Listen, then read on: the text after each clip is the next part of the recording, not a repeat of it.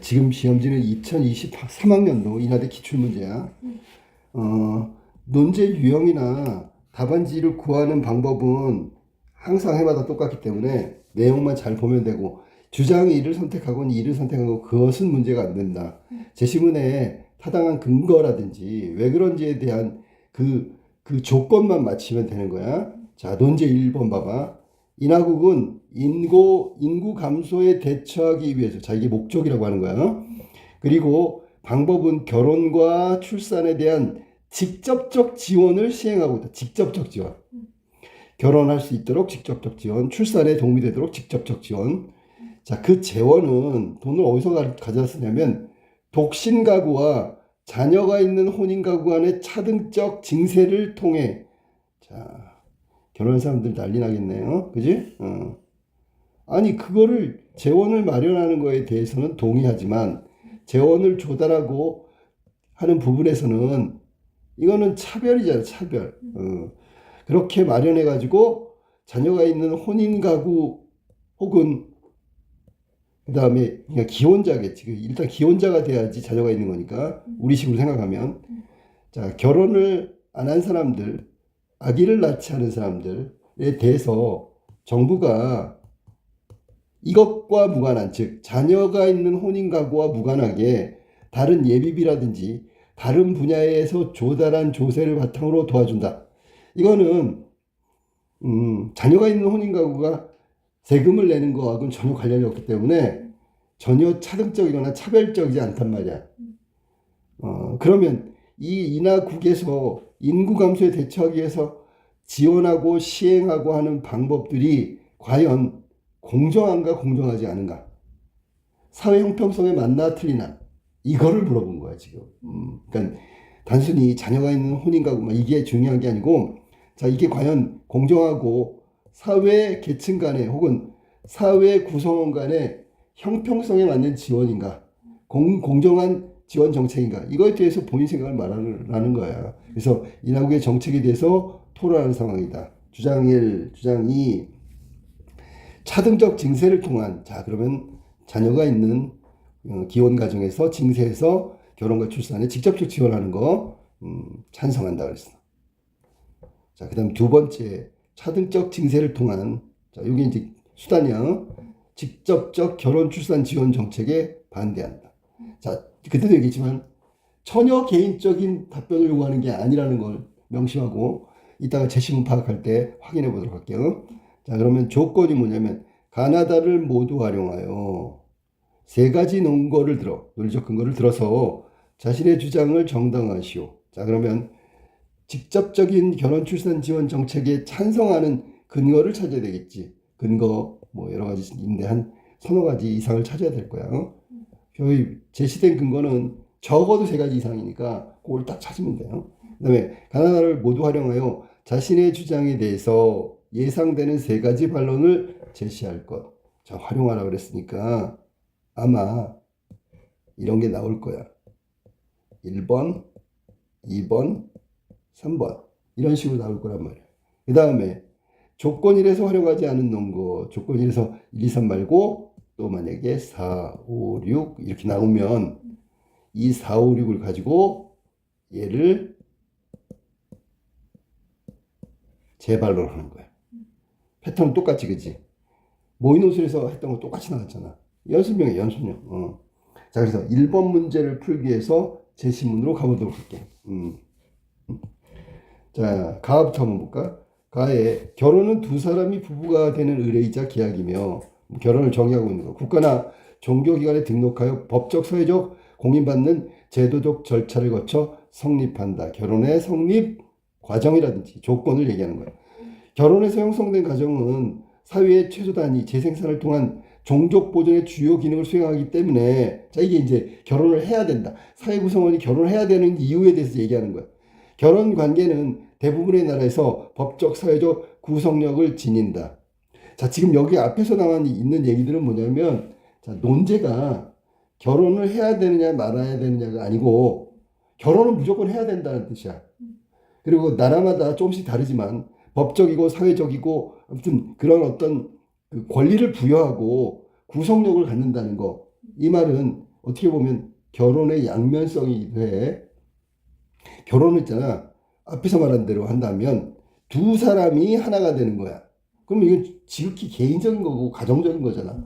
그런데 사회적으로, 법적으로, 제도적인 절차를 거쳐서 성립한다는 얘기는 사회의 구성원 단위에 해당된다는 거야. 개인이 다니고, 그 다음에 결혼한 부부가 다니고.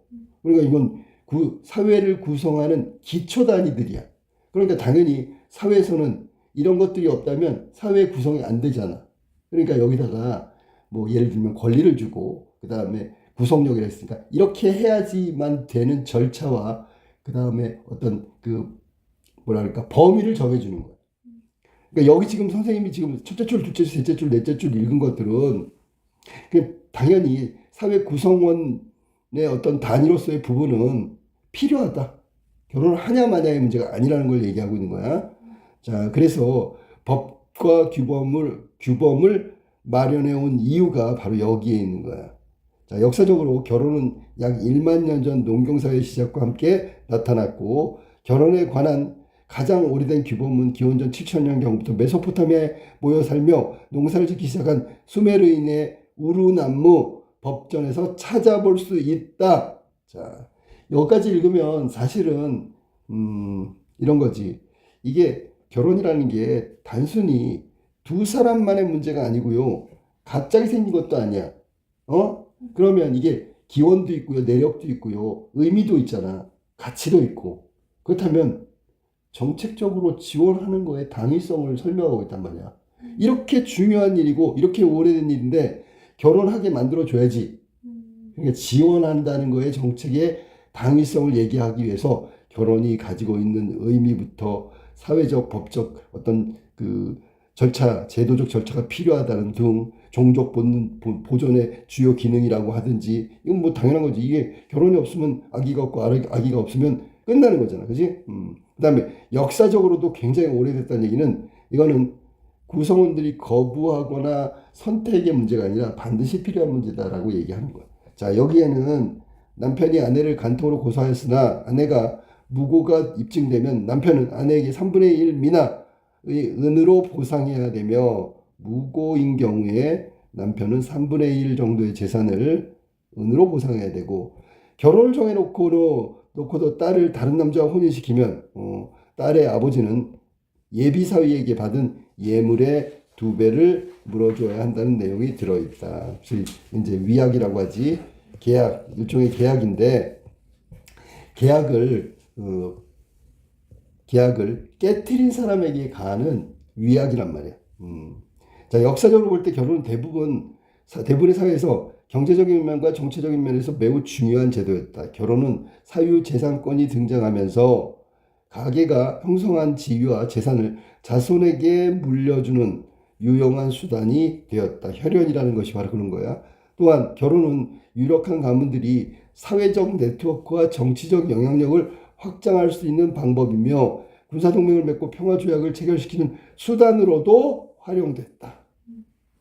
그러나 18세기 말에 이르면서 결혼에 대해서 지금과 같은 개인주의 관점이 도입되면서 결혼 결정에 있어서도 사랑이나 동반자와 같은 현대적 개념이 중요한 요소로 등장했다. 자, 그러니까 위의 것들은 결혼을 통해서 있잖아. 기본적으로 과거에 가지고 있던 결혼이 가지고 있는 사회적 의미 수단에 대해서 얘기한 거야. 자, 뭐라 했지? 자손에게 재산을 물려주고요. 사회적 네트워크, 영향력의 확장, 군사동맹 맺고 평화조약 체결시키는 정략 결혼 같은 경우. 근데 이게 무너지기 시작한 게 개인주의 관점이 도입되면서 야, 결혼이라는 건 이렇게 재산을 물려주려고 영향력을 발휘하려고 아니면 평화조약을 체결하려고 정략적으로 결혼하는 거 이거 아니지. 사랑이 있어야 결혼하는 거지. 그 다음에 평생의 동반자를 만나는 거지 라는 의미가 생기면서 결혼에 대한 사람들의 인식이 달라진 거야. 그러면서 산업화, 도시화, 중산층의 증가와 함께 사람들은 전통적인 대가족 제도에서 벗어나 자신이 선택한 기초한 새로운 방식으로 가정을 형성했다. 전통적인 대가족에서 자신이 선택이 기초한 새로운 방식의 가정. 자, 원가족이 아니라 단위가족이 이제 바뀌는 거야. 핵가족. 18세기 계몽주의 자산가들은 행복 추구를 개인의 정당한 권리로 보았으며 결혼도 행복 추구. 자, 초점이 어디에 맞춰 있지? 개인한테 맞춰 있는 거야. 결혼도 교회나 국가가 지나치게 간섭해서는 안 된다는 개인적 권리라고 주장했어. 정말로 개인화된 거지, 그지? 개인이 선택할 문제야. 하고 안 하고는. 자, 개인의 행복과 사랑이 결혼의 주요한 이유가 되면서 결혼을 통해 가계를 승계하고 아까 얘기했던 거 전통적인 기능은 약화됐다. 자, 개인의 행복과 사랑이 결혼의 주된 이유가 되면서 자, 이제는 결혼하지 않는 것도 개인의 자유로운 선택으로 존중받는다. 결혼하지 않는 것도 존중받는다. 자, 이런 개념이면 결혼 안 하는 것도 뭐 그리 이상해 보이는 것 같지는 않아. 그런데 우리가 그 제일 앞부분에서 첫 번째 논지에서 무엇을 얘기했냐면 이런 얘기했단 말이야. 자, 인구 감소. 자, 가장 기본적인 거지, 그지? 인구가 감소해. 그러면 여기서 말한 대로 한다면 종족 본능이란 종족이 유지되는 거. 아까 나왔던 게 뭐냐면 첫 번째가 뭐냐면 결혼을 했잖아. 이거는 수메르인 얘기고요. 결혼은 재산 물려주는 건데 문제는 종족이라는 게 계속 유지된다는 정말 기본적인 거. 그게 깨졌단 말이야. 그래서 자, 개인주의를 존중하면 결혼이라는 건 선택의 문제래. 그래서 나타나는 게 뭐냐면 인구 감소야. 물론 그 이전 단계는 결혼하지 않는 거겠지, 그지? 인구 감소야. 인구 감소가 하면 이 사회 자체, 지금 사회가 가지고 있는 종족 본능, 즉 사회가 계속 유지돼야 되거든. 사회 유지라는 이런 기본 틀이 깨져버린단 말이야. 그러면 이 사회 유지를 계속 하기 위한 해결책은 원인을 없애는 거야. 전제를 해결하는 거야. 그래서 결혼을 정책적으로 지원하겠다. 이런 뜻이 돼버렸지. 그치? 지금 현재. 자, 그래서 여기까지 이야기한 거의 핵심은 이런 거야. 정리 한번 해볼까? 뒷부분도 있지만 앞부분에서는 뭐냐면 결혼이 뭐야? 결혼의 의미를 얘기했지. 결혼이 갖고 있는 가치와 기능, 수단 뭐 이런 것들을 얘기한 거야. 그 다음에 국가가 지원할 수밖에 없는 국가 지원의 타당성을 얘기했지. 지금 금방 설명한 거야. 인구 감소는 결국 사회가 유지되지 않으니까 그 앞에 전제를 해결하기 위해서 결혼을 시켜야 된단 말이야. 결혼은 개인의 선택이니까 개인이 안 해버리면 어떻게 바꿀 수가 없어. 그러니까 개인들의 인식을 좀 바꿔주려면 결혼이라는 그 문화에서 문제가 되는 거. 즉 결혼하지 않는 이유를 찾아서 그걸 좀 해결하면 결혼을 많이 할 거고 인구 감소가 줄어들거나 인구가 계속 유지되거나 아무튼 국가가 생각하는 문제 해결에 결혼이란 부분이 있다는 걸 이야기하고 싶은 거야. 알았니? 근데 문제는 결혼이 과거의 전통적인 의미에서 현대적 의미로 바뀌면서 철저하게 개인의 선택이라는 문제로 귀결되잖아. 그지? 자, 그럼 여기서 우리가 좀 신경 써야 되는 게 뭐냐면 개인의 선택이라고 분명히 결혼의 의미가 완전히 달라졌다고 하는데 국가가 지원한다고? 이건 개인에 대한 권리 침해에 해당된다. 이 부분은 우리가 알고 있어야 돼. 반대하는 사람들의 입장이 될 거야. 자, 그래서 여기까지 전원식의 내용이 나왔으니까 이제 확인해 볼게. 이제 근거가 나오기 시작할 거야. 자, 봅시다. 현대사회에서도 가정은 대부분 결혼을 통해서 형성돼. 부모와 자녀로 구성된 핵가족 시대에도 가정은 사람들이 서로 접촉하는 최초의 사회적 환경을 제공한다. 자, 그래서 사회적 학습의 시작은 가정이다. 어쨌거나 대가족이 아니라 핵가족 시대에도 마찬가지다. 누구나 가장 친밀한 혈연관계인 가정생활을 통해 사회활동에 필요한 바람직한 애착관계를 형성하는 방법을 배우게 된다. 자, 여기서 바람직한 애착관계라는 것은 사회 구성원으로서의 다른 구성원과의 관계를 말하는 거야. 자, 그 다음에 부모를 모방하고 형제들 사이에서 자신의 역할을 수행하면서 또 이게 지금 사회화야. 사회화에 필요한 사고방식, 도덕성도 학습해. 그러니까 사회활동을 하게 되는 사회적 구성원으로서는 가정을 통해서 이런 애착관계와 또 자신의 역할도 배우고요. 그 다음에 사회화의 사고방식과 도덕성도 학습하게 되겠지. 그러면 개인이 개인에 머무는 게 아니라 사회적 구성원이 된다면 가정은 꼭 필요한 거잖아. 가정을 이루기 위해서는 결혼은 첫 번째 단계잖아. 이거 지금 결혼을 찬성하는 거잖아, 지금. 자, 그러나 사회가 빠르게 변화함에 따라 가정이 주로 제공했던 심리적 안정감과 심리적 안정감, 파랗게 짙게 가족 구성원들의 돌봄 기능, 그리고 사회 가치의 규범을 가르치는 사회화의 어떤 기능이 점차 다른 영역으로 분산되고 있다. 자, 그러면 결혼 안 해도 학교 같은 교육기관에서 이거 할 수 있어, 사회화. 알았니? 육아나 돌봄 기능 등이 국가 복지제도, 공공 및 민간 기관으로 흡수되면서 가정의 역할이 점차 축소되는 실정이다. 이게 현실이란 말이야. 자, 이건 반대 논거로 쓸 수 있어. 자, 전에 했던 거 뭔데? 가정이 하던 걸 학교 같은 교육기관, 육아 돌봄 시스템, 이런 복지제도 국가가 나서서 할 수도 있어. 공공이나 민간이 다 이런 것들을 담당할 수가 있어. 그러면 가정이 없어도 가정의 기능과 역할은 여기서 담당하면 된다는 거야. 그럼 이거는 찬성 논거로 쓸 수 있겠지. 그러니까 반대 논거로 써야 되겠지, 그지? 자, 이처럼 가족과 가정의 모습이 급격하게 변하면서 결혼에 대한 기존의 생각도 빠르게 달라졌고, 그에 따라 혼인과 출산 기피, 이혼 증가, 노동력의 부족과 인구 감소를 야기하는 주요 사회 문제가 됐다고. 그러니까 이 사회 문제는 사회의 문제이기 때문에 국가나 사회가 나서서 해결해야 된다고. 그래서 아까 직접적 지원 찬성하는 건 이 문제를 주요 사회 문제라고 인식했기 때문에 그런 거라고. 그렇지만 사회가 고도로 발달할수록 개인은 치열한 경쟁 속에서 자신의 욕구를 실현하는데 더 많은 시간과 자원을 투자하기 되기에 이런 사회의 변화의 추세를 바꾸기는 쉽지 않다. 뭐 이것도 직접적 지원, 개인의 생각을 바꾸기는 거는 좀 어렵다라는 얘기야. 사회적 변화 추이 바꾸기가 쉽지 않다. 네, 골라서 쓰는 거야. 알았지?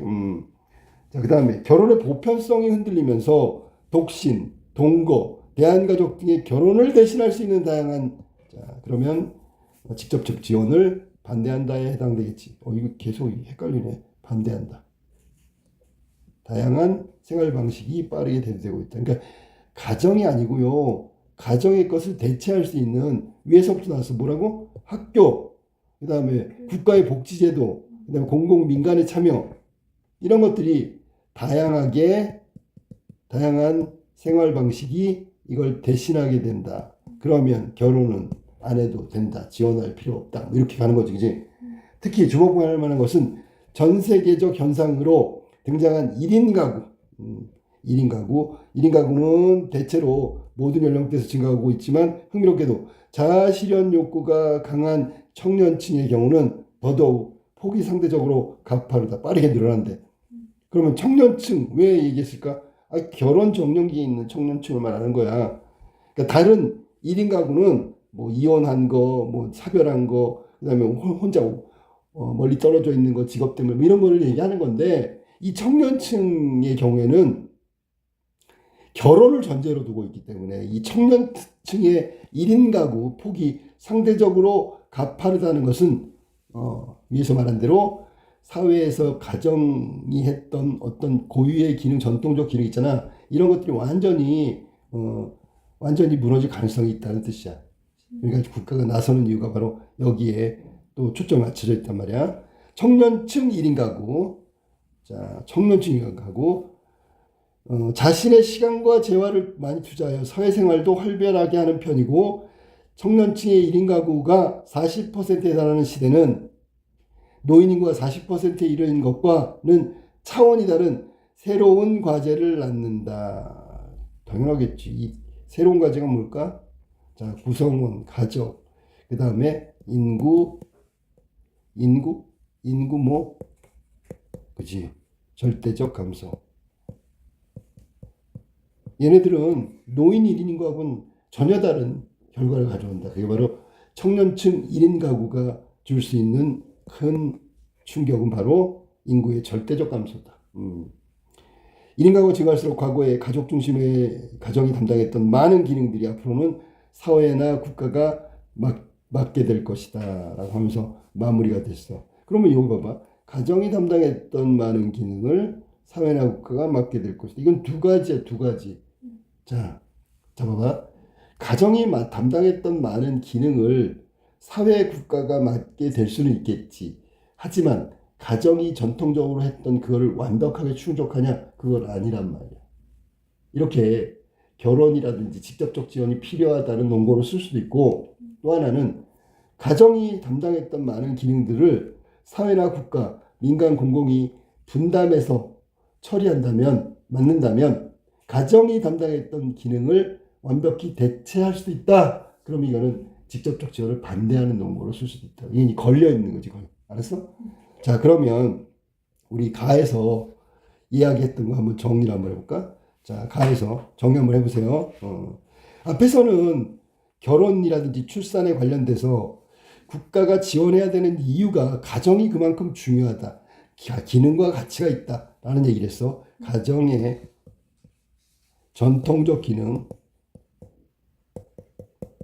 그 다음에 가치라든지 역할이라든지, 그지?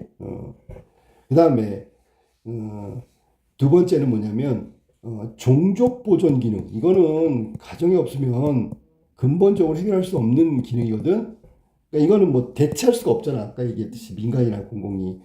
자, 그러면 종족 보존 기능이 가능하다. 이게 결혼이지, 그지? 만약에 종족 보존 기능이 상실하면 어떻게 될까? 이건 인구 감소로 직접적으로 연결되겠지. 그리고 인구 감소는 노동력 감소로 이어지는 거야. 그러니까 인구 감소라는 것은 이게 사회 구성원에 관련된 거지만 노동력이라는 경제 부분에도 큰 타격을 준다라는 얘기 알았니? 그러니까 지금 국가가 나서서 직접적으로 뭔가 대책을 세워야 돼요 라는 논거로 이런 걸 쓸 수가 있단 말이야. 알았어?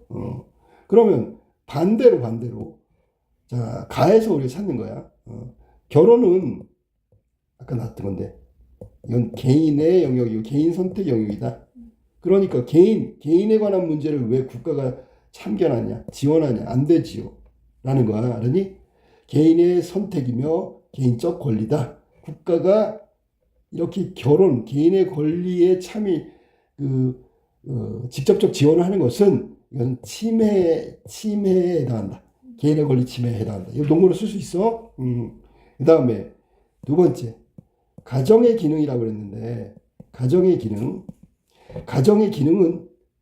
다양한 다른 민간, 공공, 그 다음에 크게 보면 국가가 대체하고 있다.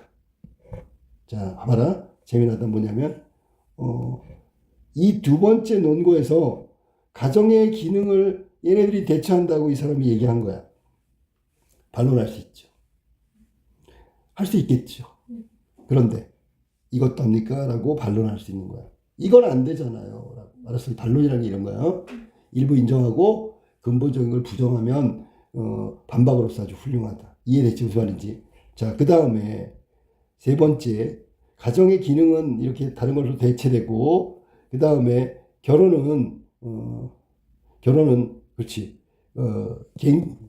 개인 선택, 아까 나왔던 개인 선택의 침해에 해당한다. 개인의 영역을 침해했대. 선택 영역의 침해. 이렇게 해서 지금 가에 나와 있는 논거는 대충 이 정도로 파악을 하면 되겠어. 알았어? 요거를 싹 정리를 해놓으란 말이야. 시간이 없는 사람들은 이렇게 정리하지. 뭐 이렇게 하든지, 알았어? 이렇게 하든지. 요 세 단어만 있으면 당연히 내용이 떠오를 거 아니야. 알았지? 무슨 말인지? 자, 그 다음에 이거는 선택이다. 그 다음에 대체할 수 있다. 그 다음에 영역을 침해하는 것이다. 침해. 이렇게 세 단어만 보아도 충분히 근거로 정리할 수 있는 거야. 자, 그러면 나로 한번 가볼까? 나로 한번 가볼게. 자, 이거를 지우고. 자, 나는 너의 이웃의 식탁은 내 가구의 모습을 통해 현대 가정의 단면을 보여주는 소설이다. 자, 그럼 일단 어떤 시대냐면 현대 가정이야. 추진력 있고 활발한 홍단이의 내 식구, 육천 언니의 약국에서 보조일하는 서효진. 자, 홍단이, 서효진, 그리고 우리 네 식구, 세 식구, 자, 조현애의 세 식구, 생활력이 강한 강교훈의 네 식구. 이들은 서너 가족이 생활하기에 비좁고 낡은 빌라와 원룸을 전전하는 등 보육은 물론 경제적인 여건이 불안한 사람들이야. 불안한 사람들. 딱 떠올라야 되겠지. 뭐 지원해야지. 근데 얘네들이 지금 자녀를 봐봐. 자녀. 네 식구. 그 다음에 세 식구. 그 다음에 세 식구. 네 식구야. 일반적으로 평균 출산율을 훨씬 윗도는 그런 그 자녀의 수를 갖고 있단 말이야. 그러면 인구가 감소하고 개인의 선택의 영역으로 결혼이 점점 줄어들어서 인구가 감소하고 있잖아. 그래서 이 사람들은 국가에서 정책적으로 지원할 수 있는 조건에 합당하다고 볼 수 있는 거야. 자, 그러면 찬성인가 한번 볼까? 그런 의미에서 꿈미래 실험 공동주택은 이들 가정에게 매우 좋은 기회였다. 꿈미래 실험 공동주택. 그 신청자격이 꽤 까다로워. 만 42세 미만으로 한국 국적을 지녔으며 자녀가 1인 이상, 이게 초점이야. 아니, 게다가 부부. 자녀 출산이 1인 이상의 부부라고 됐어. 이 부부가 아까 뭐랬어? 법적, 사회적 그 구속력을 가지는 제한 규정이잖아. 그지? 그러니까 여기는 법적으로 부부가 아닌 상황에서도 아이를 낳을 수 있잖아. 지금은 그 경우에는 조건에 미달한다. 결격이다라고 얘기하는 거예요. 충족 조건이 바로 이것이니까. 그리고 입주 자녀를 최소 3 이상 갖도록 노력하면 최소 10년 이상의 장기 거주를 보장해 주었다. 그러면 봐봐. 그러니까 이 사람들이 여기에 살고 있는 사람들이구나. 그러니까 입주하고 나서 자녀를 셋넷 이렇게 된 거지, 그지? 셋넷인데 또 나라고 할 수는 없는 거지, 그지? 최소 셋 이상을 갖도록. 그래서 자녀 수가 저렇게 많은 거고, 혜택은 자 거주를 이렇게 10년 이상 보장해주는 출산 정책을 하고 있는 거야. 그게 꿈미래 실험 공동주택이라는 거야. 외벌이 부부와 자녀를 2인 이상 둔 부부를 우대한다는 상황에서 알 수 있듯이 이는 일반 서민을 대상으로 복지 정책과는 달리 출산 능력이 있지만 경제적으로 어려움을 겪고 있는 가족을 대상으로 한다. 국가가 직접적인 출산 장려 정책이다. 그러니까 지금 직접적으로라는 게 어떤 뜻이냐면 주거 문제를 해결해 주는 거야. 이 주거 문제를 해결해 준다는 건 결국 경제적 지원을 하는 거나 동일한 효과나 결과를 나타낼 수 있다. 왜냐하면 그들 입장에서는 주거에 들어가는 주거비가 있잖아. 그리고 장기 거주, 그러니까 단기적으로 자꾸 이사하는 문제 있지? 이런 문제를 해결해 준다는 건 결국 주거라는 기본적인 생활 부분을 해결해 주고 그것은 결국 경제적인 부분에 혜택을 준다는 거야. 도심에서 30분 정도 떨어진 외곽에 생활 편의시설은 부족하지만 정부가 전원 속 빌라를 파격적인 수준으로 저렴한 전세가로 제공, 직접적 지원, 입주자 선발 경쟁률 20대 1을 달할 정도로 치열했다. 입주 신청 동기의 90%가 도시에서 버티기 어려운 전세금이었다는 점을 볼 때 모두가 세 명의 자녀를 갖겠다는 마음은 아니었을 거야. 그지? 그렇다 해도 안정적인 주거만 보장된다면 꿈, 미래, 실험, 주택, 세자녀 가족 계획을 받아들일 정도로 가정은 적지 않았다. 굉장히 많았다는 거지. 자, 그러니까 결혼하고 출산하지 않는 이유가 경제적 부분이 첫 번째라면 그 경제적 부분에 해당하는 게 주거 문제, 주거비의 어떤 부담. 그게 실제로 사실이라면 국가가 주거에 대한 어떤 주거비의 부담이라든지 경제적 어려움이라든지 이런 부분을 해결해 주면 자연스럽게 출산율이 올라가고 자녀를 낳겠다는 사람이 많다면 국가가 정책적으로 지원해 줘야지. 그래서 얻은 결과가 찬성의 결과로 쓸 수 있다고. 자, 그 다음에 어렵게 당첨된 전체 12가구 중 먼저 4가구가 입주했고 이들은 곧 육아와 건물 관리를 포함하여 특별한 공동생활을 하게 됐다. 꿈미래 실험 공동주택이라는 이름에 부응하기보다는 도심과 연계된 대중교통의 부족. 자, 도심과 연결된 이게 인프라가 안 좋다면 그랬어. 자, 어린이집, 유치원 등 육아시설과 생활 기반의 시설 미비. 야, 이런 문제가 있단 말이지. 스스로 해결하기 위해서 선택한 생활 방식이었다. 그래서 육아와 건물 관리를 포함하여 특별한 공동생활을 한 이유가 바로 저 두 가지 문제. 첫 번째 대중교통 부족, 교육기관 이런 생활 기반도 있구나. 이 세 가지 문제를 해결하기 위해서 특별한 공동생활을 하게 된단 말이야. 그 중에서도 가장 중요한 것은 육아 문제였다. 결혼과 출산에 관련된 논제이기 때문에 인근에 이용할 수 있는 보육시설과 유치원이 마땅치 않은 데다 단순한 보육이 아닌 다양한 내용의 아동 교육을 위해서는 개별 교육보다는 공동육아가 더 경제적이고 효과적이라고 여겼다. 그래서 한 게 뭔데? 특별한 공동생활을 했단 말이지. 공동육아를 중심으로 시작된 새로운 환경에서 생활은 전에 비해 안정적이고 경제적인 부분도 도움이 적지 않았다. 굉장히 컸다라고 얘기했어. 자, 그러면 여기 특별한 공동생활. 이게 바로 공동육아란 말이지. 자, 교육에도 그렇고 육아 문제 이런 것들이야.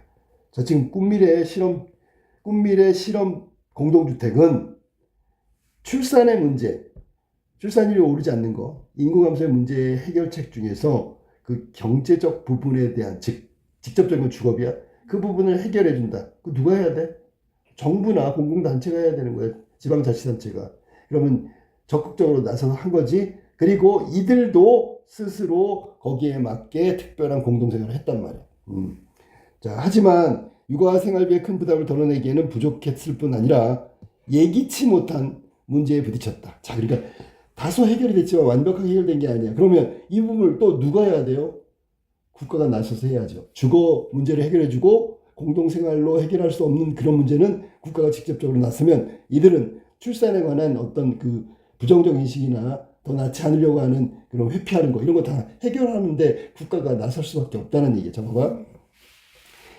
예기치 못한 문제, 공동육아라고 하지만 아이들 돌봄 노동은 대부분 여성의 몫이고 여성들은 여전히 육아활동에 지쳐있다. 특히 아이를 출산한 지 6개월밖에 안 되고 매일 출판사의 독촉으로 밤샘 작업에 지쳐있는 조연에는 오히려 개별 육아 때보다 자신의 그림 작업 시간이 더 부족해. 자, 공동육아의 첫 번째 문제.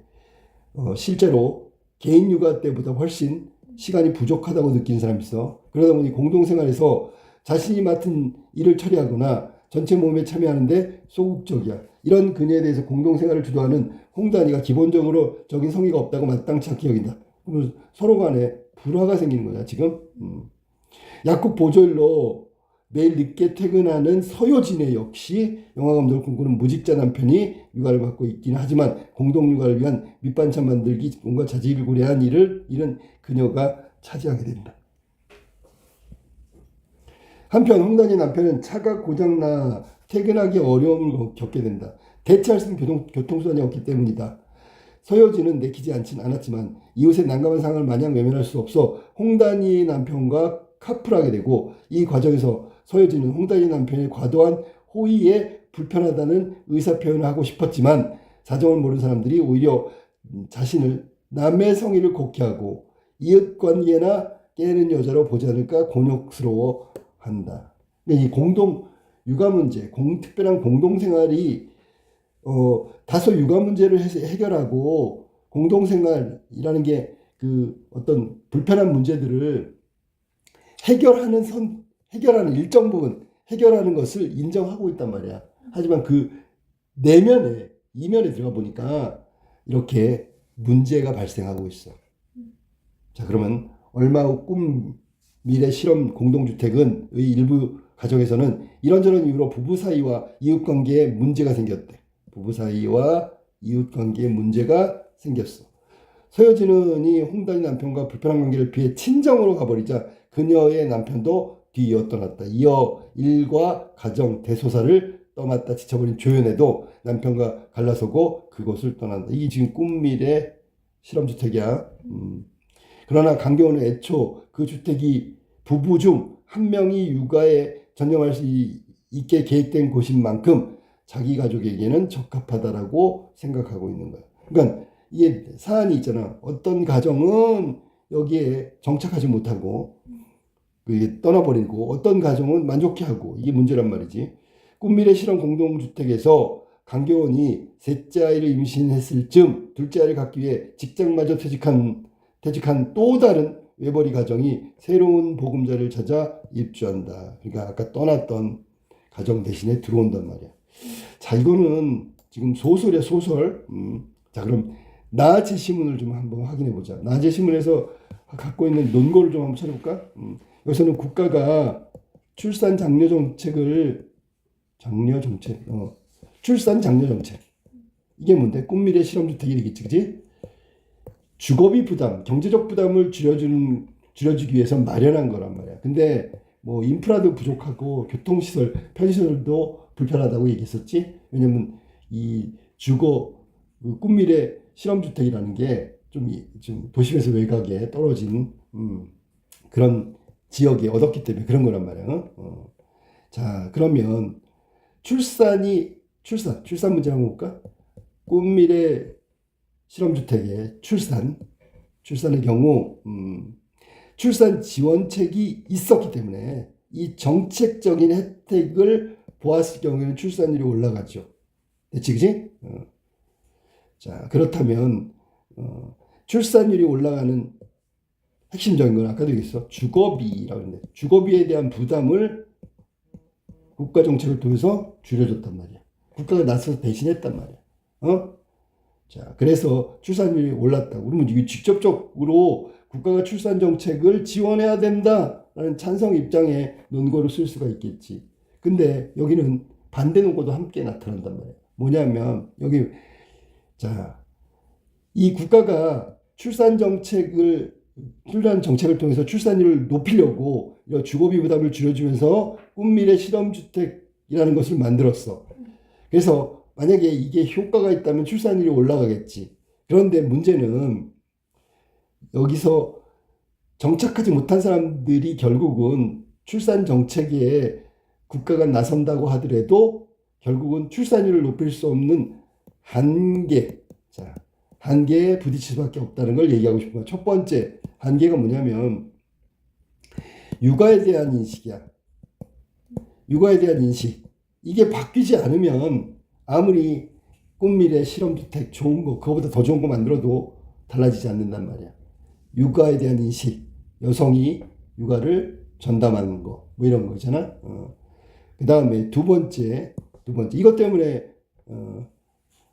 자, 아이를 길러. 그러면 봐봐. 인프라라는 게 뭐야, 인프라? 생활 편의시설 인프라라고 하는 거야. 특히 교육과 관련된 육아 교육이겠지. 유아 교육, 미안하다. 어린아이들 교육. 여기는 지금 어린아이, 나이가 비교적 젊은 사람들이니까 유아 교육, 육아는 먼저고, 육아된 인식이고, 그 다음에 유아 교육 같은 기관, 유치원 뭐 이런데 이런 인프라가 부족하다. 그러면 아무리 저렇게 주거비 부담을 줄여주는 주거 지원 정책을 쓰더라도 한계가 있다라는 얘기를 할 수 있어. 알았어? 그다음에 뭐 여기는 이런 인프라가 돼야 되겠지. 사회적 인프라. 그러니까 물건도 사고요, 학교도 보내고요, 유치원도 보내고요, 뭐 이런 거. 자, 그래서 이 두 가지는 결국 국가의 직접적인 지원도 효과를 볼 수 없는 근거가 된단 말이지.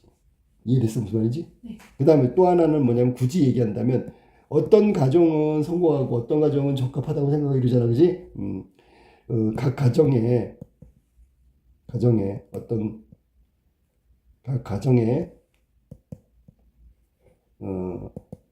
형편, 이 뭐를 다른 말 할까? 이 상황, 이런 거에 따라 정책의 지원이 서로 다른 결과를 만든다. 그러니까 이거를 선생님이 마지막에 한 이유는 뭐냐면 국가의 직접적 지원이 반드시 긍정적 결과로 이어지지는 않을 수 있다라는 거야. 그러니까 있을 수 있지만 있을 수 없는 경우라면 국가 지원의 정책의 지원이 실효성을 거두지 못한다는 뜻이잖아. 그럼 이건 반대 논거로 쓸 수 있겠죠. 국가가 일률적으로 출산이라든지 뭐 이런 부부 결혼이라든지 이런 걸 직접적으로 지원한다고 하더라도 그 결과가 반드시 좋은 결과로 나오는 것은 아니다라는 거. 그러니까 국가 지원 정책이 절대적이진 않다라는 논거로 쓸 수 있다는 거야. 알겠지? 무슨 말이지? 자, 그 다음에 다로 한번 가볼까? 다. 이번엔 뭔가? 기원전 1세기 말 로마에서는 자식을 적게 낳는 풍조가 뚜렷했대. 아우구스투스 시대에는 아예 결혼조차 하지 않은 사람들이 일어났어. 자, 봐봐. 기원전 1세기 말 로마 아우구스투스 시대. 자, 이거 지금으로 따지자면 아주 먼 옛날이잖아. 그지? 결혼 안 하고 선택의 문제다. 결혼이라는 건 개인의 선택 영역이다라고 하는 게 현대 사회의 어떤 분위기야. 근데 과거에도 그런 적이 있었단 말이야. 그렇다면 이때는 어땠는지 볼까? 이 시기에 로마는 가난하고 장래에 대한 희망을 가질 수 없었던 것은 아니다라고 했잖아. 정책 지원하지 않아도 된다 그런 얘기야. 아니 그와는 정반대였대. 오히려 국가가 나서서 결혼이라든지 출산이라든지 이런 직접적 지원을 하지 않았을 때가 있었는데 그때 오히려 있잖아. 가난하지 않고요. 장래에 대한 희망을 가졌다는 얘기야. 알았니? 다만 자녀를 낳아서 키우는 일 외에도 쾌적한 인생을 보내는 방법이 늘어났을 뿐이다. 그러니까 쾌적한 인생이라는 건 개인의 어떤 생활, 개인의 어떤 선호하는 것들을 통해서 시간을 보내는 거야. 이게 여기서 직기 개인적인 선택이 훨씬 더 많았다라는 얘기야. 여자들은 결혼하지 않으면 사회적 발판을 마련할 수 없기 때문에 결혼하긴 했지만 남편과 사별하거나 이혼하여 독신으로 돌아가도 불편한 점이 거의 없었다. 자, 일단 과거 얘기를 했어. 자, 로마 제국 아우구스투스 시대에 자, 여기 보면 율리우스법이라고 그랬는데 독신에 대한 차등적 징세를 통해서 인구 증가를 유도했다는 점이 여기 나올 거야. 자, 봐봐. 무슨 말이냐면 결혼하지 않거나 혼자가 된 사람들한테 차등적 징세를 통해서 혼자 사는 걸 기피하게 만들었다는 얘기야. 이해됐어? 그럼 자, 차등적 징세, 인구 증가를 유도했다면 국가의 경제적 문화적 번영에 기여했다는 거고 지지하는 논거로 쓸 수도 있다. 그러면 저 봐봐. 차등적 징세. 우리 잘 생각해봐. 이건 있잖아. 국가가 지원하는 정책. 그럼 우리가 국가가 나서서 뭘 하는 거잖아. 그지? 근데 이건 페널티잖아. 차등적 징세는. 맞지? 페널티지. 그렇다면은 지원하는 효과가 나오겠지. 결혼 안 하면 너 페널티로다가 세금을 더 내. 이 말은 결혼하면 너한테 더 정책적 지원을 해줄게. 같은 거야. 자, 그럼 볼까? 기원전 18년 아우구스투스는 이러한 풍조가 국가의 존립을 위태롭게 한다고 판단해가지고 독신 증가와 출산 기피로 인구가 감소하면 무엇보다도 군인을 충원할 수 없기 때문에 로마의 군대의 공동체 수호에 확고한 이념을 가진 시민으로 이루어졌 군인을 양성해야 될 필요성이 있단 말이야. 로마인이 생각한 시민은 공동체 자체에 참여할 권리, 권리와 동시에 공동체를 방어할 의무를 갖는 사람이 바로 시민이란 말이야. 로마인들이 생각하는 시민, 권리와 의무를 동시에 갖고 있다. 이건 뭐 저번에도 얘기했지만 이게 정치 사회적 용어이기 때문에 도시에 살고 있는 사람이 절대로 아니다. 번영기의 로마 군대는 외국에서 모은 용병들이 아니라 로마의 시민들로 구성된 중무장 보병, 그게 바로 로마의 군대란 말이야. 로마 군대는 그러니까 로마 사람이라고 생각하면 돼. 거기에 플러스 용병들, 돈 받고 나서 싸워주는 다른 나라 사람들. 로마군은 당시에 세계 실질적 지배자였고 로마군이 전투에서 승리하여 사로잡은 포로와 획득한 노획물은 로마 제국의 번영에 기반이 되었다. 자, 그 다음에 로마가 정복한 나라들은 모두 로마의 속주가 되었으며 우리 뭐 보통 식민지라고 생각해. 토착민은 로마 관리의 지배를 받았다. 그러면 이제 토착민들은 로마 관리의 지배를 받는 속국이 된 거지, 그지? 토착민은 엄청난 세금을 바치고 곡식도 로마에 보내야 했다. 노동력과 세수의 증가로 향상된 경제력을 토대로 로마인은 제국 전역으로 갈래갈래 뻗어 있는 포장도로를 닦았고 수도를 설비를 통해서 맑은 샘물과 무엇을 만들며 실용적인 건축 양식과 항적인 로마 양식법을 만들었다. 로마법을. 로마군은 로마 제국의 경제적 번영과 문화적 융성을 지탱하는 기둥이었다. 자, 그러면 여기서 얘기하고 싶은 거 로마군은 아까 얘기했듯이 뭐라고? 로마군이라는 거는 시민들, 확고한 신념을 가진 시민들, 자, 로마 군대는 시민으로 이루어졌고 로마인이 생각하는 그 시민은 결국 군인을 말하는 거야. 알겠어? 군인이 정복하고 토착민으로부터 노동력과 세수, 그 다음에 엄청난 세금을 받고 곡식을 로마에 보냈어. 그러면 속주를 만들고 거기서 거둬들인 모든 부유한 경제력은 어디서부터 출발한 거야? 로마의 군인이 있어야지 정벌을 할 거니까. 그러면 로마의 군인은 뭘까? 그러면 아까도 얘기했지만 권리와 의무를 가진 시민이라고 생각했다고. 그러면 로마 군인이 많으면 많을수록 로마의 힘은 절대적이 되는 거야. 그러면 로마가 그 당시에 세계 최강국이 될 수 있었던 건 군인이라는 건 출산, 아이가 있었어야 되는 거란 말이에요.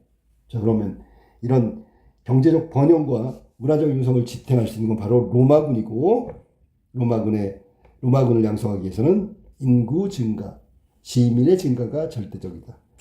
이런 로마군의 도래인 지도적 시민계급의 인구 감소는 결국 시민계급의 인구 감소, 결국 제국의 위기를 의미했다. 인구가 증가해야 제국도 발전하는 거야. 그렇다면 국가가 군인 양성을 위해서, 즉 출산율을 높이기 위해서 최선을 다해야 되겠지. 아까 그게 율리우스법 여기 나왔네. 아우구스투스는 정식 혼인에 관한 율리우스법이 성립으로 25세부터 60세까지 남자와 20세부터 50세까지 여자는 결혼하지 않으면 독신의 불이익을 감수한다.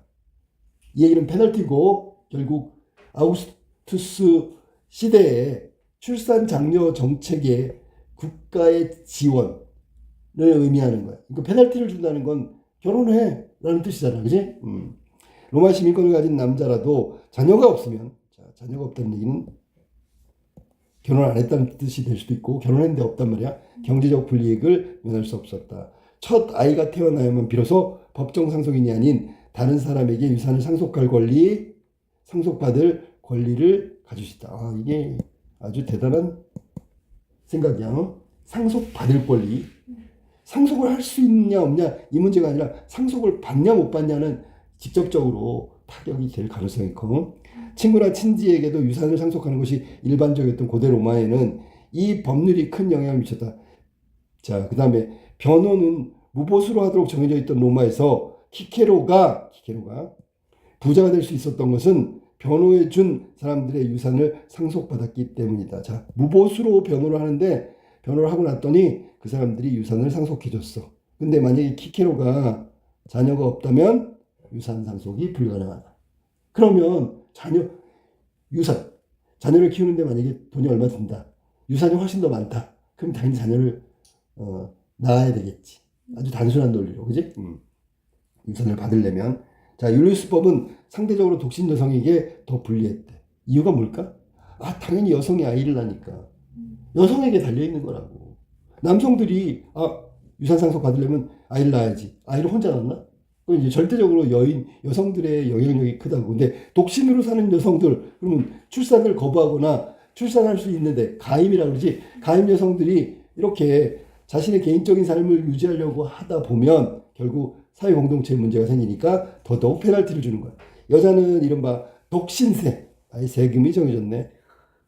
이거는 징벌적 징수야. 키케로 이거는 이제 유산 상속을 못하게 하는 거니까 제한을 두는 거고, 그러면 제한을 두는 거하고 징벌하는 거하고 따진다면 당연히 징벌이 센 거지, 그지? 무방할 만큼 재산상의 불이익을 감수해야 했다. 자신이 없는 독신 여성 50세가 넘으면 어떠한 상속권도 인정받지 못한다. 뿐만 아니라 독신 여성 자녀가 없는 게 특징이야. 그 독신 여성이 5만 세스테르티우스 이상의 재산을 갖고 있으면, 우리가 잘 모르니까 부자라면 50세가 넘자마자 이것을 유지할 권리마저 잃게 된다. 재산도 다 뺏어버린다는 얘기지만, 유지할 권리 상실. 재산이 몰수되어 국고로 들어가는 것이 아니지만 다른 사람에게 양도해야 된다. 자, 세금 내다가 50세가 넘어서 갖고 있는 재산 다른 사람한테 넘겨야 된다고. 2만 세스테르티우스 이상의 재산을 가진 여자는 50세 이전이라도 결혼할 때까지는 해마다 재산에서 들어오는 수입의 1%를 직접세로 국가에 바치도록 규정되어 있다. 그럼 딱 일단 그 여기 율리우스 법에 의해서 독신 여성은 50세가 될 때까지, 즉 결혼을 하지 않는다면 1%의 세금을 계속 내야 되는 거지, 그지? 그지? 그 다음에 50세가 넘으면 상속권을 받을 수가 없고요. 재산이 만약에 5만 세스테르티우스면은 이거 다른 사람한테 줘야 되고요. 이런 거야.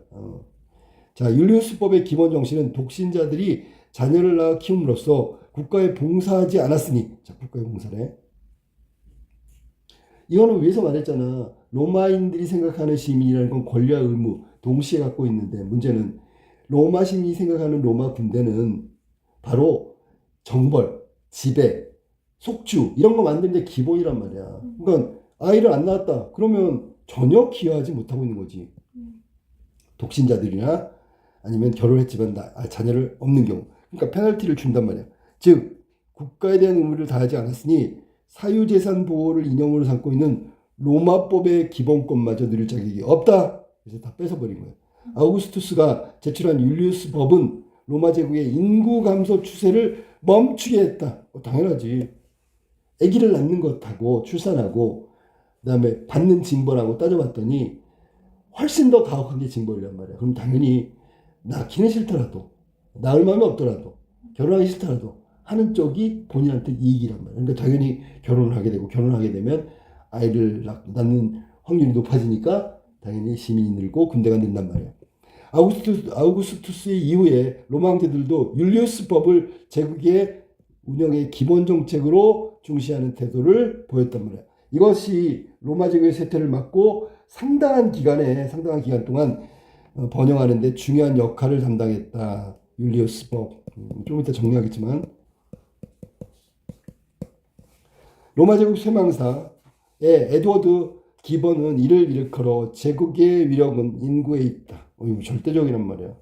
제국의 강력한 힘, 이거는 인구에 있다는 말로 설명한 바 있다. 그러니까 로마 제국이 계속 이어질 수 있는 근간은 출산을 통해서 시민의 양성, 그 다음에 군대의 양성, 이게 절대적인 거라고 얘기한 거라고. 개인의 자유와 인권을 존중하는 계몽주의 사상을 거쳐 오늘날의 율리우스 법은 논란의 여지가 있다. 왜?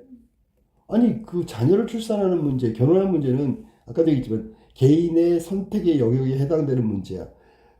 결혼도 출산도 개인이 결정할 문제라고.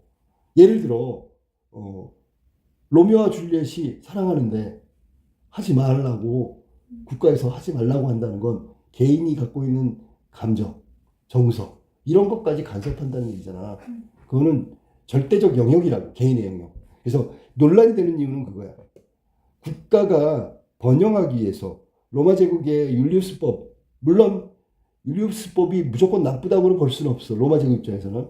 하지만 그 부분 때문에 개인에게 강요하는 것은 국가가 침해할 수 없는 영역, 개인의 영역, 사적 영역을 침해한 것이다라고 이야기하는 사람들이 있겠지, 그지? 하지만 자식을 적게 낳는 풍조와 이에 대한 대책을 고민하는 오늘날 많은 국가들은 로마 제국의 사례는 남의 일이 아닌 것처럼 보인다. 결국 국가가 직접적으로 지원하는, 아까 위에 논제 1번에 나와 있는 것에 대한 찬성이라고 봐야 되겠지. 물론 반대 논거도 나오긴 했어. 논란의 여지가 있다라고 얘기했으니까. 자, 그러면 다 부분을 한번 정리해 볼까? 다는 인구 감소, 이거에 대한 대책으로, 자, 역사적 사례를 들고 있네. 역사적 사례, 당연히 율리우스법이고, 또 하나는 율리우스법은 결국 대표적인 게 독신세란 말이야. 됐지? 이 독신세와 유산을 상속하는 유산 상속 문제 있는데, 유산 상속 문제를 할 수 있다 없다 이런 식으로 결정한 것이 바로 전제가 되는 게 출산이야. 자녀 출산. 자, 그러면 법과 제도, 율리우스 법. 자, 아우구스투스가 만든 율리우스 법. 이거는 법이지, 그지? 그렇다면 이게 국가가 만든 법과 제도, 뭐 이런 것과 관련이 있는 거야. 그러니까 국가 개입을 얘기한다고 봐야겠지, 그지? 그다음에 자녀를 출산한 쪽과 출산하지 않은 쪽의 차등. 자, 국가의 지원을 아까 얘기했던 나아제 시문에 꿈미래 실험주택처럼 국가가 직접적으로 경제적인 지원, 주거 정책에 관련돼서 지원하는 거, 이런 건 직접적으로 나서서 하는 거잖아. 근데 여기 지금 징벌적인 어떤 부분, 제도도 그렇고요. 이런 거는 지원이라기보다는 페널티라고 그랬잖아. 벌칙이잖아, 벌칙. 그러면 상대적으로 자녀를 출산하고 결혼한 사람들에게는 혜택은 아니지만 훨씬 더 유리한 쪽으로 작용할 가능성이 크잖아. 그게 바로 국가가 출산과 결혼에 대한 직접적 개입에 해당된다고도 볼 수 있다라는 얘기 알았니? 자, 여기서 이렇게 강제로 율리우스법에 의해서 지원했어. 결과가 어떻게 되지? 로마 제국의 번영. 이거 긍정이잖아. 잘 된 거잖아. 경제적인 번영, 문화적 번영. 자, 과정이잖아. 마음에 안 들 사람도 있겠지만 로마 제국이 경제 문화적인 번영을 이룰 수 있는 것은 바로 율리우스법 차등적 징세로부터 비롯됐다. 이거는 반박할 수가 없잖아. 그지? 자, 그럼 반박하는 논리는 아까도 잠깐 얘기했는데 반박 논리는 별거 없어. 자, 이건 율리우스법은 개인의 영역에 대한 또 나왔네. 국가의 혹은 법의 침해라고 반박할 수 있겠지. 사적 영역에 대한 침해. 그 다음에 두 번째. 자, 그 다음에 차별적 징세. 차별은 나쁜 거야, 좋은 거야? 나쁘다고 봐야지. 왜? 누군데? 독신이라든지. 독신 여성한테 독신세를 물렸잖아. 그리고 여성한테는 50세라는 나이를 기준으로 해가지고 5만 이상이 되면 다른 사람에게 재산을 양도하도록 한 거. 이런 거 다 차별적이란 말이야. 국가 정책이 이렇게 긍정적인 결과를 만들 수도 있지만 그 내면에는 이런 차별적이고 사적 영역의 침해라는 문제를 함께 가지고 있다고. 그러니까 국가의 지원 정책 잘못됐다라는 논거로 쓸 수 있는 거야. 그래서 지금 우리가 지금 가나다를 쭉 봤는데 여기서 이제 나와 있는 논거들 있잖아. 찬성적 논거, 반대쪽 논거 이렇게 해서 잘 정리를 해놓으면 글을 쓰는데 그렇게 오래 걸리지 않을 거야. 알았어? 논거 정리가 중요하다고. 자, 어떤 경우에는 우리가 이렇게 해서 논거를 갖다가 지금 이게 하다 보니까 막 이렇게 바뀌었는데 원래 의도는 찬성하는 쪽은 국가가 차등적 징세. 여기 끊어치는 차등적 징세. 반대한다. 이 율리우스법. 정확하게 율리우스법. 이게 차등적 징세잖아. 그지? 이건 잘못됐다라고 하는 부분과 허용할 수 있다라는 부분으로 나눠서 정리하면 된다.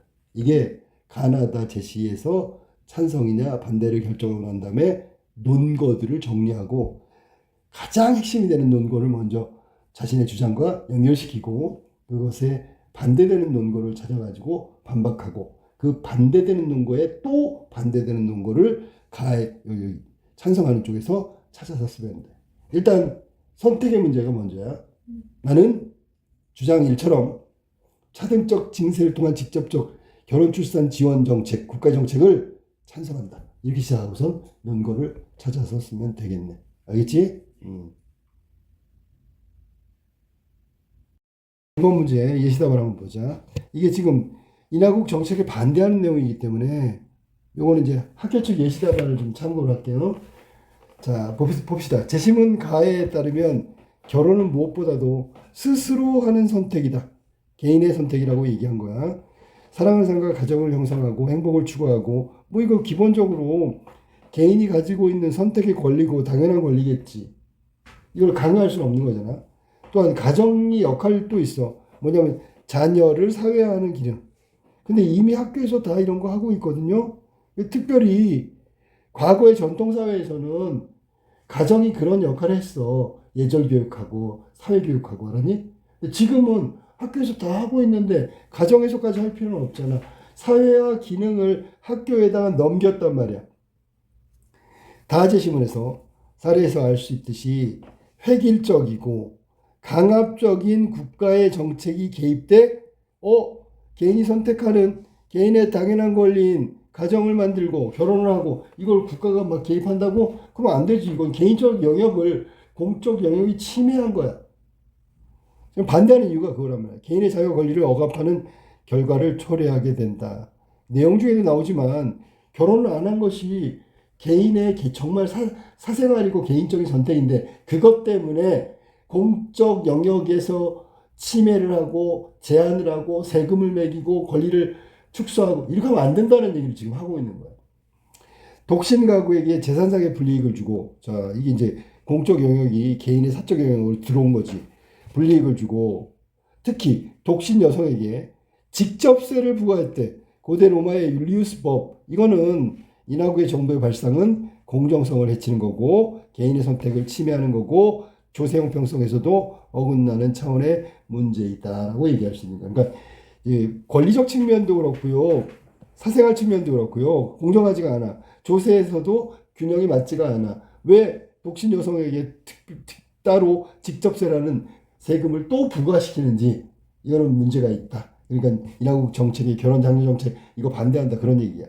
자, 무엇보다 나에서 꿈미래 실험 공동주택 이걸 정부가 정책적으로 만든 거란 말이야. 국가가 직접적으로 개입을 해서 출산율을 좀 높이고 싶은 거야. 근데 제한적이란 말이지. 아이를 낳는 것, 출산 정책이 아이를 낳는 것에서 끝나지 않기 때문에 그럼 국가가 끝까지 책임져야 되거든. 끝까지 책임지지 않는다면 않고 출산에만 관여한다. 이거는 문제가 있다는 거고 그것 때문에 자녀를 더 낳지는 않는다는 얘기야. 그래서 육아라든지 돌봄 노동은 온전히 여성의 몫이야. 아이를 낳는 건 여성이야. 그러면 여성들의 어떤 가정 내의 가사 부담, 육아 부담 이걸 줄여주지 않는 한 여성들은 자발적으로 출산율을 높일 가능성은 없단 말이야. 지금 현재의 상태가 유지되거나 더 출산율이 떨어질 가능성이 있지. 그러면 이게 사회적 인식이 바뀌어야 되는 거야. 육아를 위한 최소한의 경제사회적 환경이 개선돼야지 이게 육아의 육아된다. 출산율로 이어진다는 얘기지. 이거 없이 그냥 뭐 주택을 덜렁 하나씩 지어주고 거기 살 수 있는 주거 환경만 마련한다고 해서 출산율이 높아지는 게 아니야. 정책이 잘못됐으니까 반대하는 거야. 이거는 직접 지원만으로 출산율은 오르지 않는다. 이렇게 출산 이후에 교육 문제, 육아 문제, 가사 문제 이런 부분들이 다 전반적으로 해소가 돼야지만 출산율을 높이는데 영향을 미칠 수 있다. 뭐 이런 얘기야. 이에 대해서 가정은 종족 보존의 최소 단위, 맞죠? 정서적 돌봄과 애착이 형성되는 매우 중요한 기능을 담당하게 안정적 유지를 위해서 국가가 개입해야 된다고 앞의 주장을 반박할 수 있단 말이야. 위하고 동의선상이지. 자, 가정은 아이들의 예절 교육, 사회화 교육을 시키던 곳이야. 그런데 지금은 그럴 필요가 없다고. 사회화 교육은 학교에서도 가능해. 그러니까 꼭 가정을 이루어서 가정이 해야 되는 일종의 꼭 해야 되는 책임에서 벗어났다고. 그러니까 출산 장려 정책에 동의하지 않아도 되겠지요. 그게 이제 근거였거든. 그랬더니 그 근거를 잡고 뭐라 그래? 야, 가정이 1차적인 사회교육기관이야. 자, 가정이 없으면 대를 이어갈 수도 없고요. 또 정서적 돌봄과 애착을 형성하는 그런 기능도 다 없어지는 거야. 가정이 갖고 있는 고유한 기능. 그러니까 이거는 어느 누구도 대체할 수 없는 거야. 그러니까 있어야 돼. 그러니까 결혼해야 된다고. 이게 반론이란 말이야. 또 다에서는 뭐라 했냐면 국가의 직접적 개입, 인구 증가에 따라서 경제적 발전과 문화적 융성을 이룰 수 있어. 그러니까 가정이 출발점이야.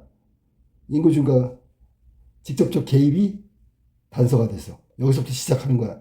이거 시작을 막으면 안 되겠죠. 이게 이렇게 되고 이렇게 되고 이렇게 되는 거야. 근데 왜 이걸 막고 그러면 안 되지.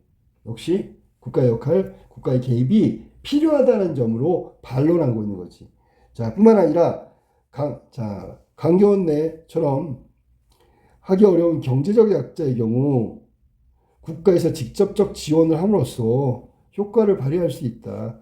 그러나 자 이제 재반론 나오는 거야. 여기서 재반론. 그러나 현재와 같은 인구 과밀을 초래하는 생태적 위기를 고려할 때 인구 감소가 반드시 문제가 되는 것은 아니며, 자, 우리는 인구 밀도가 높은 나라니까 인구가 좀 줄어도 아직은 괜찮다. 앞에서 반론이 인구를 증가시키는데 국가의 개입이 필요하고 국가의 개입은 인구의 증가, 인구의 증가는 경제 문화의 발전. 그러면 시작이 국가의 개입이잖아. 국가가 개입해서 인구 증가한대. 근데 증가, 과밀 국가이기 때문에 아직까지 인구 감소가 큰 문제가 되지 않는다. 증가할 필요 없다. 재반론이 되는 거잖아. 앞에 거 물고 늘어주라고. 자, 미디어의 발전으로 다양한 사회적 관계망이 나타남으로써 가정을 보완하고 대체할 수 있는 정서적 교류의 장이 가정에만 꼭 있는 게 아니야. 딴 데 가서도 있을 수 있어. 라는 얘기를 하고 있는 거야. 그러면 또한 인구 증가가 곧 경제 발전에 담보하는 것은 아니고 인구가 많으면 n분의 1 나눠야 되는데 1인당으로 나누면 줄어들잖아. 인구가 많으면. 그러니까 경제 발전은 어떻게 무조건 인구가 많다 그래서 그 인구가 모두 생산력으로 노동자로 이용되는 게 아니기 때문에 분배할 때도 인원수가 늘어나니까 줄어든단 말이지. 기술 개발과 혁신을 통해서 여기 인구 증가 안 하고요. 기술 개발 혁신을 통해서 충분히 발전할 수 있다. 그러니까 인구 증가 국가에게 필요 없다. 그리고 공동주택에 입주했던 가구 중 다수가 약속을 이행하지 않았고 스스로 떠난 사례도 있어. 자, 직접적 지원은 도덕적 해이를 낳을 수 있다는 단점도 있다. 그러니까 여기는 인하국의 인구 증가, 즉 출산율 장려 정책에 대해서 반대한다는 얘기를 하는 거야. 논리적으로 쭉 연결이 돼 있잖아. 가정의 역할이 학교로 대체됐어. 굳이 가정을 만들 필요가 없어. 그것 때문에. 그랬더니 그 다음에 어떻게 돼? 아니야. 가정만이 할 수 있는 거야. 그것도 같이 없어졌잖아. 그러니까 가정이 있어야지. 근데 마지막 재반론에서 뭐라 그래? 인구 증가가 반드시 경제 성장 문화 발전으로 반드시 이어진다, 담보한다 이렇게 말하지 마라. 그렇게 안 해도 경제 성장, 문화 성장 다 할 수 있어. 문화 발전. 여기서는 다양한 네트워크, 인터넷 미디어의 발전 이런 걸로다가 가능하고요. 과거의 가정에서 했던 정서적 교류 이것도 다른 걸로 대체할 수 있어. 그러니까 굳이 자꾸 가족을 결혼을 해서 아이를 낳고 이것만이 유일한 정답이라고 얘기하지 마. 이게 마지막 재반론으로 끝난 거라고. 오케이?